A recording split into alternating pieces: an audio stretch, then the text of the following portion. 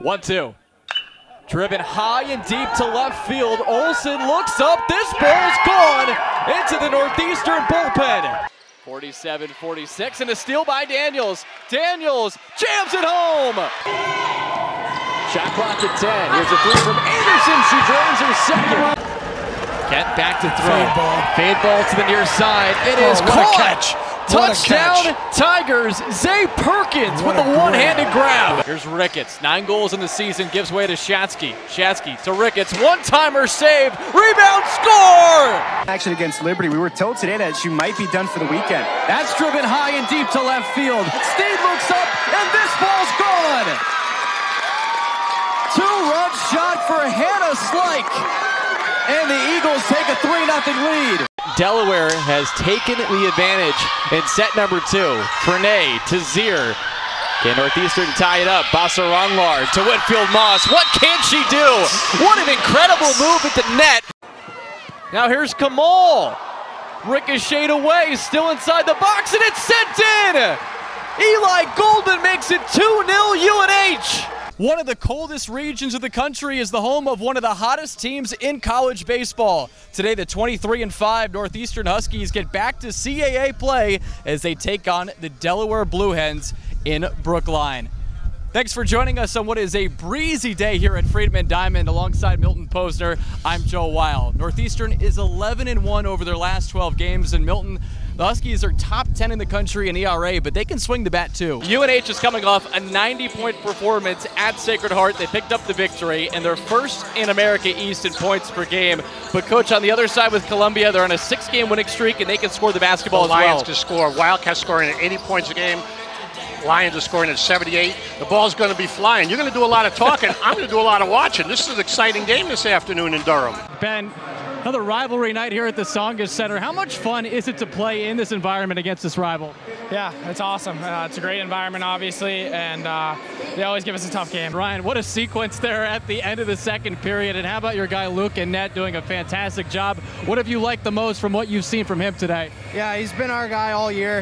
He's a brick wall in net. Gustav Stavs-Griggles came into tonight with the best save percentage in the country. How much fun is it to play in front of him? Everyone's got trust in him, right? He's the best goalie in the country right now. UMass Lowell is playing arguably its best hockey of the season. They've won 5 out of their last 6 games, and there's so many reasons for that. They have the best penalty kill in Hockey East. They've gotten great goaltending as well, but one of the biggest reasons why they've been so successful as of late has been the growth of their underclassmen.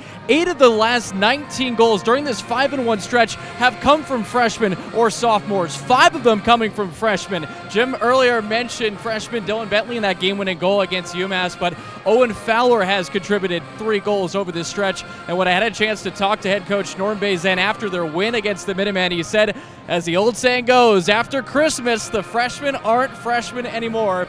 And Tyler and Jim, what better time than now for the Riverhawks to see their young guns rise to the occasion? Bottom of the first inning, the Tar Heels went down to 1-2-3 in the top of the first, and here is the starting 9 that the Eagles will roll out on the offensive side of things. Maddie Carpy leading things off, and then Hannah Slike in the 2 spot.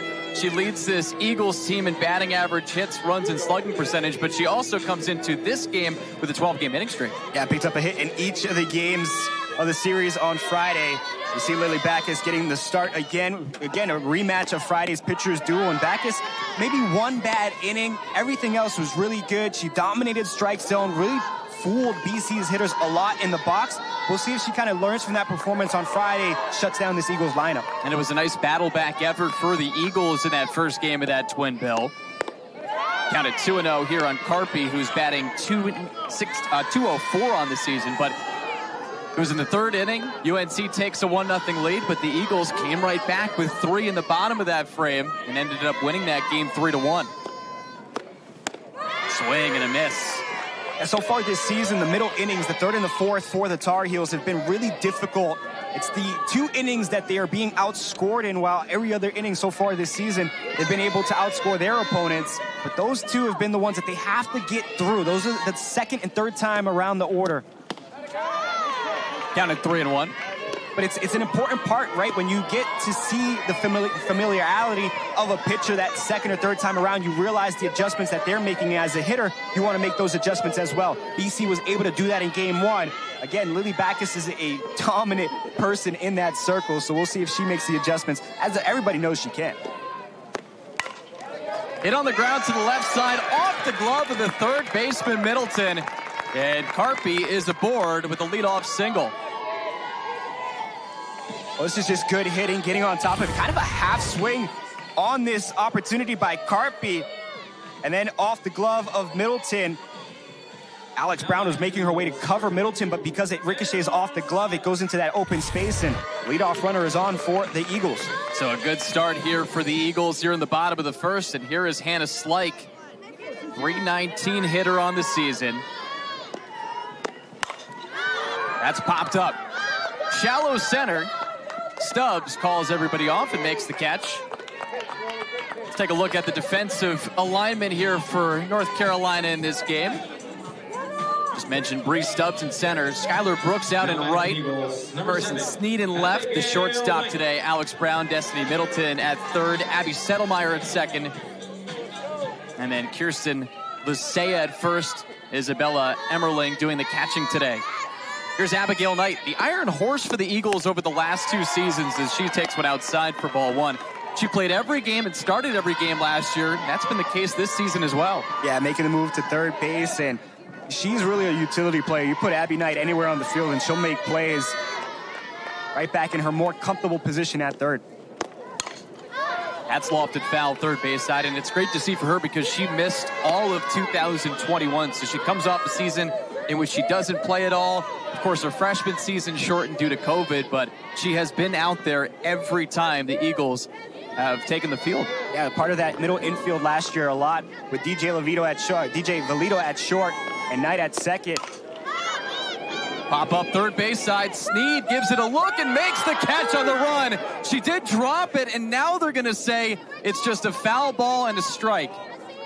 Got to make that catch all the way through. The contact with the wall there on the dugout. It's a great chase down by Sneed and gets there in time, but just that contact right there with the wall is going to pop the ball out of the glove. These outfielders, man, they've been so special. This is why these teams are so competitive in a lot of their games, is they have such great defenders.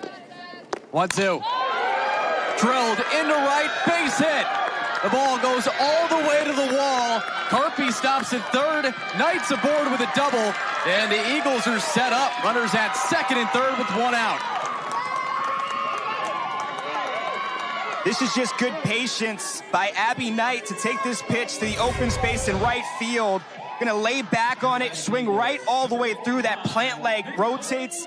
It's just a good piece of hitting, and again, a good chase down by Skylar Brooks on the outfield to make sure that Maddie Carpy stays at third. Good relay to keep that ball in the infield before a run can score, but back-to-back hits where Lily Backus has left it a little bit over the plate, and Boston College has made her pay. Well, both teams have been searching for offense throughout the season. As you can see, both teams below 4 runs in terms of what they've averaged this year. Pitching has been impressive on both sides. The Eagles sub-3 ERA, and UNC a little bit over that. In some trouble now. Second and third, one out. And Nicole Gyree takes a strike. Oh, when you're a pitcher and you have a pitch that you know you could go to get a strike, that's Lily Backus right there on the off speed, trying to get ahead on the hitter. Gets the strike call. 0-1 from the sophomore. Lined into center field, base hit. Carpy comes in to score. The throw comes to third, and Knight is out. She waited to see that ball go through, but it's an RBI for Nicole Gyree, and the Eagles take a 1-0 lead.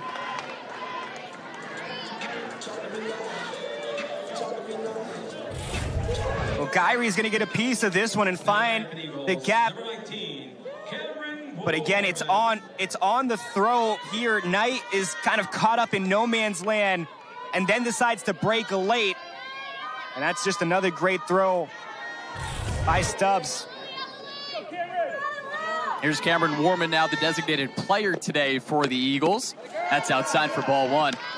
Well, we highlighted it in the open. A great throw she made in the doubleheader. She threw out a runner at home.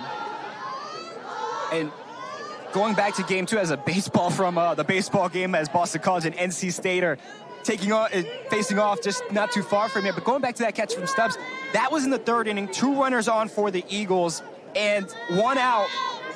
Boston College was rallying, trying to get some runs on the board. She makes the out with the sun just over our broadcast booth, literally right in her eyes, and then a straight throw down to home to end the inning. That gave UNC a lot of confidence going into the next inning. 1 ball, 1 strike here on Warman. So the Eagles have jumped ahead here in the series finale, looking for their first ACC series win of the year. Swing and a miss, 1-2. And this is a fun matchup between 2 sophomore aces. One on Boston College, obviously, Abby Dunning, and then Lily Backus here for UNC. These could be 2 players and 2 pitchers that we see for many years to come. 1-2. 2 balls and 2 strikes. You mentioned it, the ACC just in general, there's so many young talent, so much young talent. You look at what Clemson's been able to do so far this season. There's so many good storylines, and yeah, the young players for the first part of this conference part of the season have been the ones standing out the most. Ground ball to second. Settlemeyer throws to first, and that ends the frame. But the Eagles take the lead as Nicole Gyrie comes through with an RBI to put Boston College ahead here in the series finale.